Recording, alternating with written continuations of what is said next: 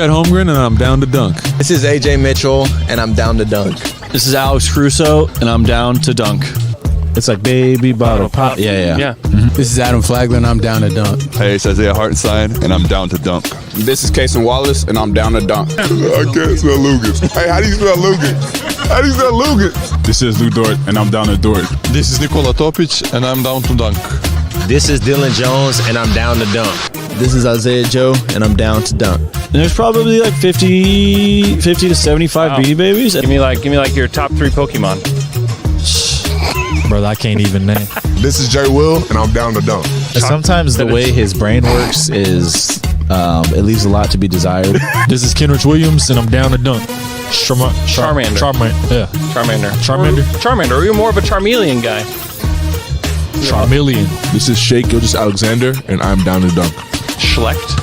You know what Schlecht? it means? Yeah. That means like bad. It means bad. Yeah. Yeah, that's me. Well, it was a good interview, so it wasn't bad. J-Dub, year 3, and I'm down to dunk for the 3rd time. Thank you. Welcome to Down to Dunk. I'm your host, Andrew Schlecht. We're part of the Athletic Podcast Network. Before I get to our special guests, I want to tell you about our friends Aaron and Drew Reese at Shelter Insurance, who are there for you. Maybe even when your internet goes out during the middle of the day when you're just trying to do a podcast. Just everything goes haywire. These are guys that you can trust with car insurance, home insurance, people. Not only guys you can trust for insurance. I mean, I trust Aaron to go pick up my kids from school. You know, take them to go get a little treat after school. He would do it. He is that good of a guy as his brother Drew. Please go check them out today. You can call Aaron at 405-773-5500. Call or text him today. And thank you for supporting Down to Dunk. Our next guest is, you know what? I've learned some things about him today. I've learned that he is patient and he is kind and he is willing to wait on somebody whose internet goes out in the middle of the day and still finds time at 5:07 Central Time to do a 30-minute podcast with me, Samson Folk, he's a writer at Raptors Republic, but he does a podcast with Caitlin Cooper and writes for her blog, Basketball She Wrote, about the Pacers, and that's why he's on the podcast today. Samson, thank you so much for literally being on the show and waiting on me all day long. Yeah, dude. I'm Samson Folk, and I'm down to dunk. You know, it's excited to be on. I was hooping before this. I've got basketball in the brain. Even when I was out there, I was practicing like a Shea Gilgeous-Alexander-esque combo. I mean, nice. I'm ready for hoops, dude. So the NBA Finals start on Thursday. It's Thunder Pacers, which obviously for people in OKC, it's spectacular. And for people in Indy, it's unbelievable. But I think for the basketball fan in general, if they can take out the small market stuff out of their brains for 5 seconds and just realize we're about to get a really fun basketball, like some fun basketball games. Like these are two really fun teams that genuinely love playing the game, and they outwardly show that, which I hope people will kind of grasp that. But just from a basketball standpoint, before we like dive into a couple of these things with both teams, like how excited are you just to watch these two teams battle it out? It's been an absolute blast to watch the Pacers and cover them through this, this finals run. They play an extremely fun brand of basketball, and the Thunder are one of my favorite teams to watch, not just because of their adaptability on defense, but I'm Canadian.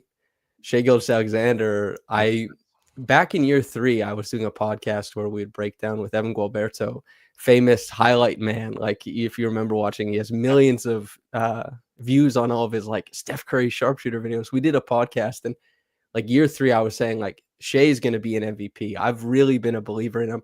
J-Dub, I've said before, I think he plays perfect basketball.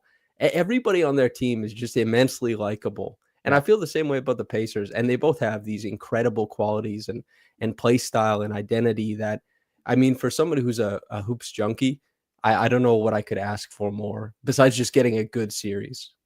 Yeah. There's so many through lines from both these teams. I was talking to Scott Agnes about it earlier today, and there's so many guys that are like second round or undrafted guys. You know, they both have star point guards that are both traded on their rookie deals. They Both are from small markets. Like there are just so many cool through lines that I could literally talk about all day. But I'd rather talk about the games and like what we can possibly expect from these games. And we'll start here. If you're a Pacers fan, what are the things that you want to see from the Pacers in these first couple games that will make you feel like they have a shot to beat OKC in the finals? So probably three things is the pace, high usage if you can get it from Tyrese, which was a real struggle in their 2 games this season, and probably like not turning the ball over / Pascal Siakam is dominating mismatches, because that is a huge swing. It's a linchpin of their offensive process, is if he can actually, like I think Charles Barkley said, he never lets the little guy play him. And, you know, J-Dub is great at that stuff. Dort is great at that stuff. Caruso's great at that stuff. It's a huge swing. And Siakam is fantastic at it, but those guys are too. So those are the 3 big things. If they have that going, the series is pretty compelling. Yeah. And then on the other side, what are things that you're looking for where Pacers fans are like, uh-oh, like this is going to be a quick series? Well, you know, Halliburton not being able to do things, you know, like the extended pressure, not just the pick a point far down the court, but also bumping out that pressure in the half court, getting guys to go back to the half court line basically to try and escape pressure, getting the Pacers locked into that like above the break pitch play stuff and having it go nowhere. Turnovers, obviously. Oklahoma City is like a generational turnover team. They are so fantastic at it. That can get out of hand so quickly. That's a mutual friend S had that oil and water video that he made. Oh, so good. I love it. I mean, I love S just in general, but like that video is great. Yeah. And like that is a huge swing piece of this series, is like the team, like Pascal has 1 turnover a game. Hallie has like 1 turnover a game. These guys handle the ball a lot. It's a huge swing. So if that goes sideways, yeah. I mean, Shea is going to kill them in isolation. That's going to happen. They're probably not going to have it as easy offensively as they've had in the past, but the turnover battle, that's going to swing some things for sure. Yeah. How do you think they guard Shea? What do you think that looks like? In the regular season, it was Nembhard. Nembhard had his best defensive game ever, probably against Brunson in Game 6. Caitlin said that it was one of the best performances she's ever seen from a Pacer defensively, and I tend to agree. I think Nembhard is, like, of the collection, you guys have a couple of them on the Thunder, all defense level guards. I think Nembhard is approaching that tier as a player. I would go there. And especially since Nembhard is very good at avoiding the types of fouls that Shea is able to draw, I think that's probably where they go first. They might have to go to Nesmith, but that's probably where I'm going with. That's the one. That makes sense. And there's also like the familiarity aspect too with Team Canada and another through line that's there with those guys. Mm-hmm. I think that makes sense. Thoughts on like who are the best kinds of guards to defend Halliburton on the other side? Like they'll start with Dort on him, which makes sense. But my buddy McKelly, who does our Monday show with us, is like, I don't think Dort's the best kind of guard to defend Tyrese Halliburton. Let me know, do you agree or disagree? And then if you disagree, what kinds of guards do you think are best to guard Tyrese Halliburton? Yeah, I think Dort probably isn't the best archetype, but he's a first-team All-NBA defender. You can't go wrong, and he's had success in the past. But Deuce McBride had a lot of success guarding Tyrese. Small, very quick guards who can stick with Tyrese and who can adequately climb screens are really, really effective at providing that ball pressure and moving the Pacers on to different looks in their offense. Like Andrew Nembhard was the best pick and roll per points per possession ball handler in the playoffs through the first 2 rounds. And then he had OG put on him, and that was not as easy as it was in the other series. I think that Dort, the collection of the Thunder being able to step out, switch through a bunch of actions, that is as good as I think Halliburton could ever face in this league. So they might not have the one-to-one guy. They might not have that player like 2012 Chris Paul or something like that. But I tell you what, the Thunder are both in scheme and in personnel about as good as I can think of to guard Tyrese Halliburton. They're extremely impressive. Yeah, especially when they go to the bench. Because that's the thing with most teams is like you go to the bench and a lot of times you can breathe a little bit. But the Thunder will just strangle you with Alex Caruso and Cason Wallace off the bench. Yep. That will be a struggle. Aaron Nesmith has been ridiculous. He obviously had dude. the flurry of threes there to win game one. That just like it still doesn't make sense to me, like how that even happened. Like that was just one of the more bizarre things I've ever seen. I told my kids, go to bed. This game is over. Like it's just over. Just go to bed. Mm-hmm. And my oldest son was like, Dad, I feel like the Pacers might be able to do something. I said, go to bed. What are you talking about? And then they did that, and I woke him up the next morning. I was like, you're right, man. It's bizarre. He's dealing with an ankle injury. What is like the concern level there for Nesmith's ankle? And then how do you see him? I think the one thing, if he is healthy, the thing I worry about the most, if I'm a Thunder fan, is Aaron Nesmith in the corner. Just being able to launch, because he'll launch, 10 threes given the chance to, and the Thunder will give him the chance. And so I think his health might be one of like the top things on the list of like things to worry about if you're OKC. Yeah, I think he obviously had trouble at the back end of the series. Game 4 was actually really good where he stayed in Indiana, but the flights back and forth, I think, really made his ankle difficult. Game 5, Game 6. There's 4 or 5 days off in between the series. I expect he'll be probably pretty good, ready to go. Yeah. And he kind of does have that indomitable will.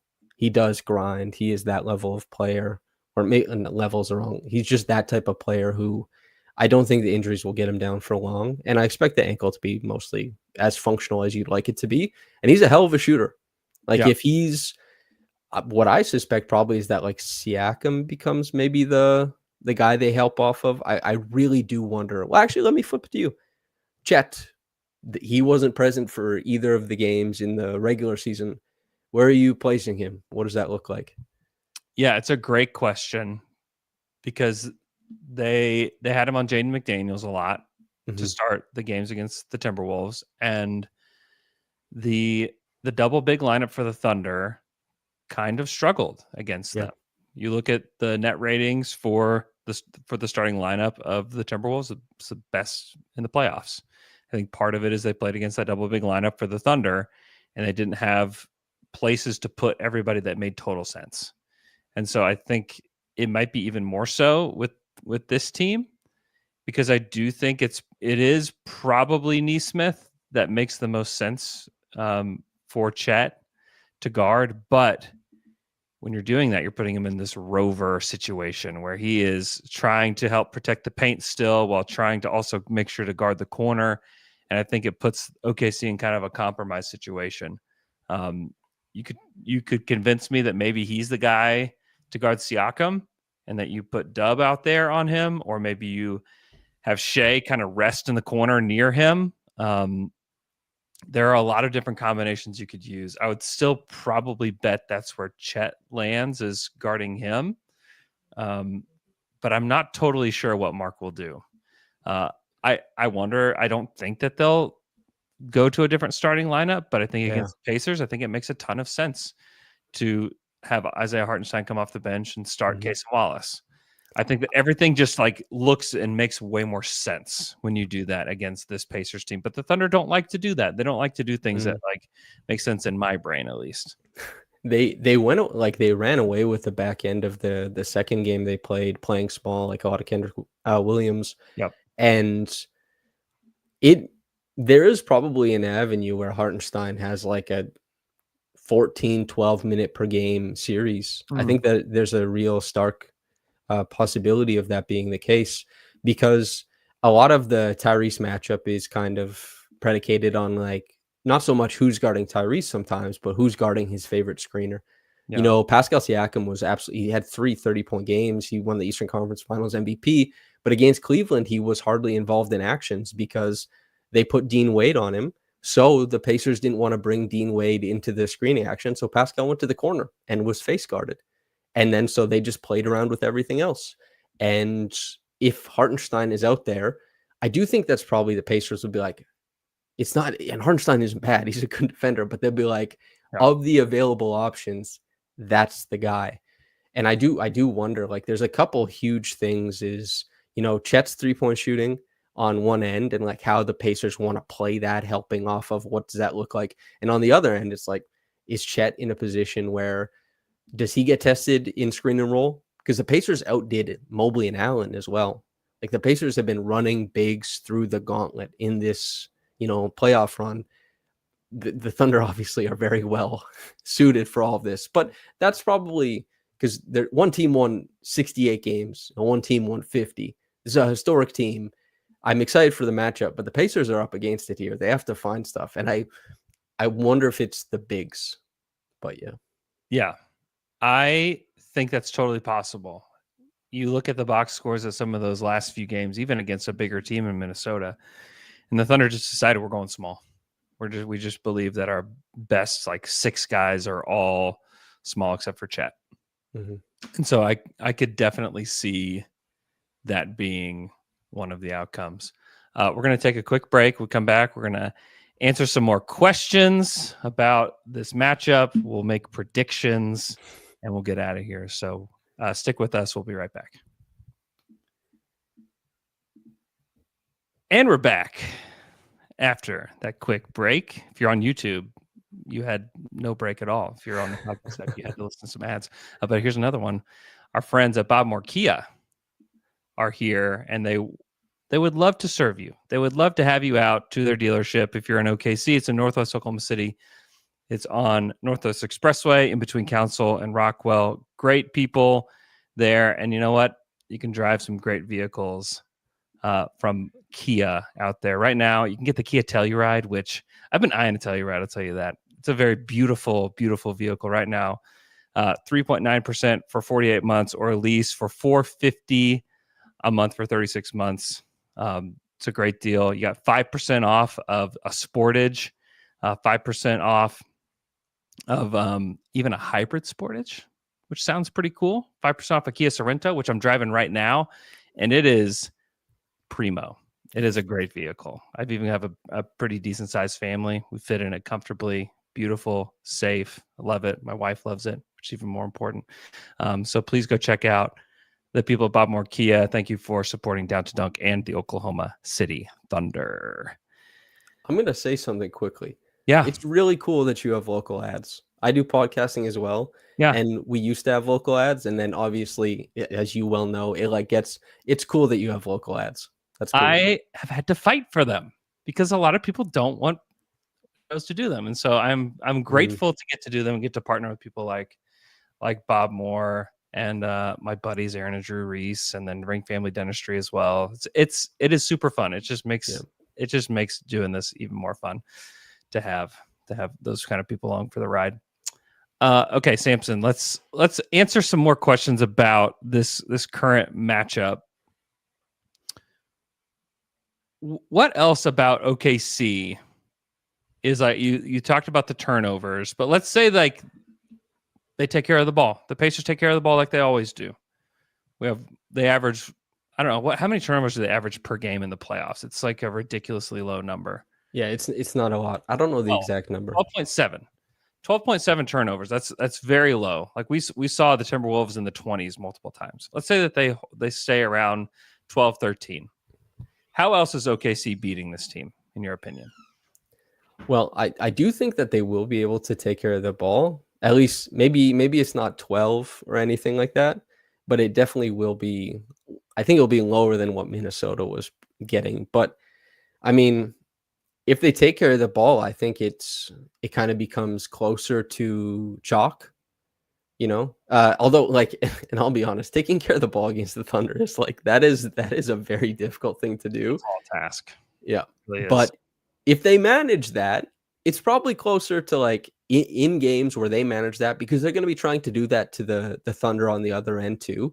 If they get close on that, the games will be closer to chalk. But that's already would be a huge win in the Pacers' favor. It would mean that Pascal is dealing really well with, a lot of attention on like doubles and like dig downs and all that kind of stuff. It would mean that Tyrese is reading like the nail defender extremely well, that he's not getting pressured into bad passes above the break. Like these are huge asks, but if that's what it is, then I think it probably becomes about like, okay, what does our defense look like? How are we limiting the Thunder? is it going to be because what typically has happened with the Pacers, the Cavs passed a lot in the regular season. Their average passing, they would have been the 30th ranked passing team in the league Wow. when they played the Pacers, because the Pacers stayed at home because they were scared of the Cavs shooting. So they stayed at home. They had great contest percentages on jumpers. They kind of let Donovan Mitchell go nuts. And while it looks from the outside, I've seen it cited that the Pacers have terrible isolation defense stats, and it's true.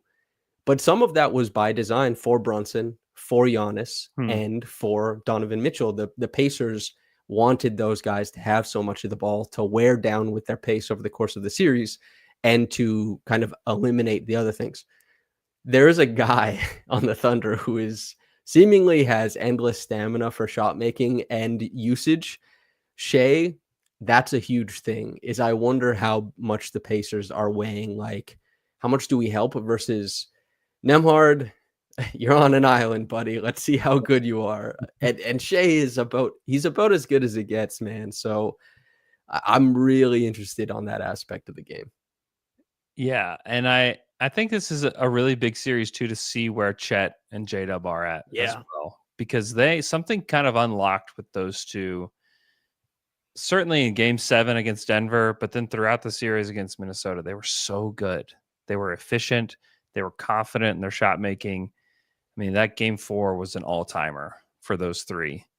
And so I do wonder if the Pacers do load up on Shea, then it's like going to be on the other guys to do it, which has been a strategy. And Denver had a lot of success like zoning up and just junking up the Thunder offense. And then J-Dub had trouble delivering in different moments. And so I do wonder what the Pacers do. The Pacers don't really run a lot of zone. Have you seen them have success running much zone this season? So they ran like no zone in the playoffs, not really, just out of timeout stuff. But they were in the top, or they were just outside the top third of teams in the regular season. Okay. And there was a specific zone look where they put Tyrese in the corner, and it's like a unique 2-3. But I do, we might see it. Like, we really might see it. Actually, I'd expect that we see it at some point. Now, I don't know how, because the Pacers struggled against zone offensively, and then Cleveland tried to play it against them, and then they destroyed Cleveland's zone, a good zone. Yeah. It would be up to Mark, who is a phenomenal coach, to draw some stuff up and for the guys to apply it. But they've already seen zone for extended stretches too, and they might be better equipped now to deal with it after seeing Denver kind of unleash it on them. Yeah, I think Denver helped them a lot. I think like mentally, I think that beating Jokic was a huge deal for this team. He's damn good. He's ridiculous. There were so many ridiculous moments from him in that series. And I think that gave them a lot of confidence. And then I think by the end of it, and some of this was just that Aaron Gordon was hurt too. I would have loved to see like a healthy Aaron Gordon in that series and to see what the difference would have been, because he still managed to hit game winners, I could not believe what he was able to do. Even the fact that he played in that Game 7 was astonishing. Mm-hmm. The whole thing, that whole day, where it's like he's got a grade 2, there's no way he's going to play, was just a bizarre storyline. And he played through it. He did not play very well, but I wonder like how much of their zone and the Thunder like learning how to beat the zone had to do with him being out. I don't know. I would love to pick Mark's unfiltered brain on that. Yeah. But I don't quite know. But I do think they're better equipped, because anytime Minnesota tried to throw zone defense at the Thunder, they would back cut that thing and just end it, and they would switch back to man pretty quickly. And so I wonder if it would be the same with Indiana if they tried that with OKC, because they do you can tell they feel a lot more comfortable with different looks that are being thrown at them, just because they've seen a lot, throughout this playoffs. They've seen a lot of looks. You have to throw a lot of looks at Shea and J-Dub in order to beat them. Youngest team in the league. I mean, they're gonna see stuff, and somehow they're in the finals and won 60 games. This team is a hell of a team, man. They are, and like it's been fun because I've done several radio hits, and like a lot of people want to do the whole like reflecting thing, like how did they get here, and what are the things that helped them? And it's been fun. I actually did a radio hit with somebody in Toronto that wanted to talk about like the Thunder arriving in Oklahoma City and like what that was like. And like, I was like went way back, but I think we'll have more of that when and if the Thunder like actually are able to do this. Okay. Anything else that sticks out to you about this series before we go? I don't want to keep you too much longer, but I just wanted to give you the floor for anything else that you're looking at in these first couple games. Actually, can I swing it to you quick? Are you worried about anything? Like they're heavy favorites. Are you worried about anything? I have been really trying to temper down my own confidence about this series. Okay. I have been trying really hard, and I've had people laughing at me saying like, or like people saying like, you're going to jinx us. Like this is going to be all your fault, because you feel so confident. I think the only thing that I come away with after just like pouring through stats and watching this Pacers team is just if Tyrese is able to get paint touches and spray to the corners, and if they continue to make a very high volume of threes from the corners, I think that will give the Pacers a chance in this series. If Nesmith is hitting like 55% from the corners, which is totally possible for him to do, and then if they can slow down the Thunder enough on the other end, I think that they'll have a chance. However, I think this Thunder team is just so much better, and they have kind of surpassed like the version of the Thunder that I'm talking about is the version from last year almost, where they didn't have all the defenders they have now, and they don't have all the different looks that they can throw at a team now. And so I'm almost having to like envision them with Gordon Hayward and Josh Giddey again in order to like push myself to think that way. Just to be frank, like they should win this series. Like they should have a parade in Oklahoma City here in a few weeks. And that's just should be it. That's all I got to say. Am I worried?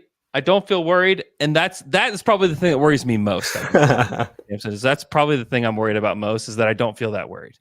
Yeah. Historically great teams often do win titles, and they have the markers.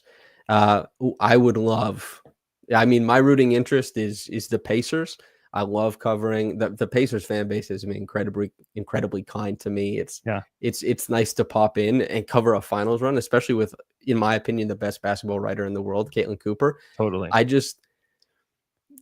The things I see that the Pacers could do, I'm like, I don't know if that's enough. I'm waiting on an unseen wrinkle.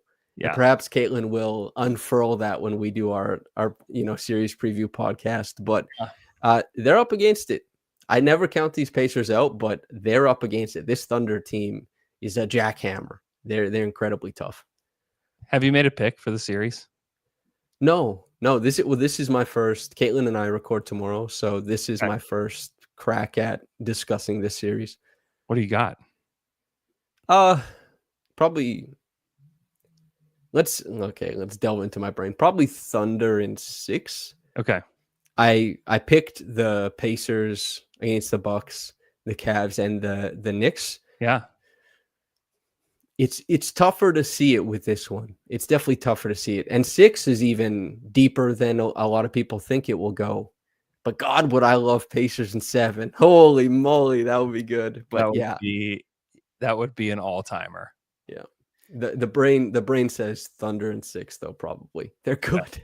Yeah. They're damn good. Yeah. Yep. The Thunder are very good. I've got Thunder in 5. My heart says Thunder in 4, but I would love for them to just finish it out here. If they're going to win it here in front of your home fans. That's what I would love to see. Samson, what would you like to promote before we go? Again, thank you.